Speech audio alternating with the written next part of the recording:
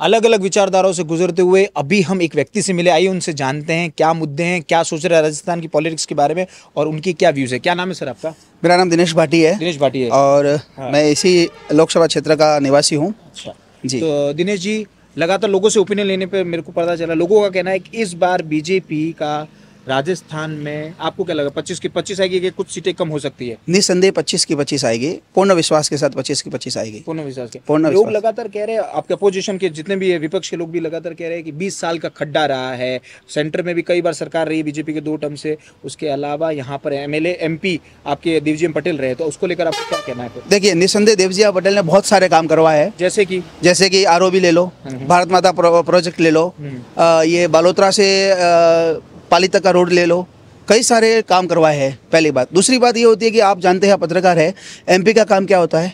केंद्र में बैठ के अपने क्षेत्र का प्रतिनिधित्व करवाना। ठीक है। रही बात विकास की, तो विकास के काम यहाँ के स्थानीय विधायक, यहाँ की स्थानीय सरकार, यहाँ की पंचायत, नगर पालिका, उनका होता है। और रही बात आप जैसे कह रहे हो, तो पिछले 5 साल में अशोक गहलोत जी की सरकार रही है, आपने देखा है ये 5 साल की सरकार किस प्रकार से गुजरी।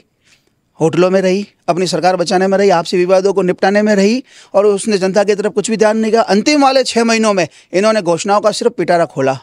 अच्छा, एक बात बताइए, किसी भी एमपी का काम प्रतिनिधित्व करने के अलावा अपने जिले के लिए फंड लाना भी होता है। ठीक, अगर मैं आंकड़ों पे बात करूं तो शिक्षा के आंकड़े में, हेल्थ के आंकड़ों में सिरोही जालोर जो लोकसभा क्षेत्र है वो बहुत ही ज़्यादा अभी भी निचले स्तर पर है। उसके अलावा पलायन में अभी भी ये दोनों जिले आसपास के राज्यों पर निर्भर कर रहे हैं, उसको लेकर आप क्या कहेंगे सर? पलायन यहाँ से शुरुआत से विषय रहा है।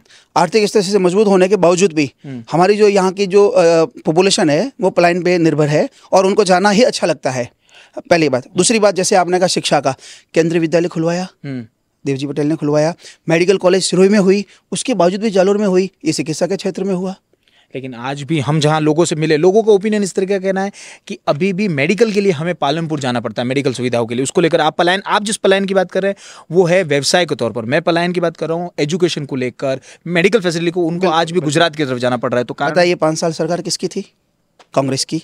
ठीक है। चिकित्सा किसका विषय है? राज्य का। शिक्षा किसका विषय है? राज्य का। क्या किया इन्होंने 5 साल तक? क्यों नहीं भर्तियाँ की शिक्षकों की? क्यों नहीं भर्तियाँ की डॉक्टरों की?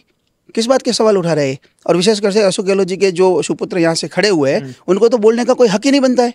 5 साल आपके पिताजी ने किया क्या? 5 साल आपने किया क्या? और आप जाके सवाल उठा रहे हो।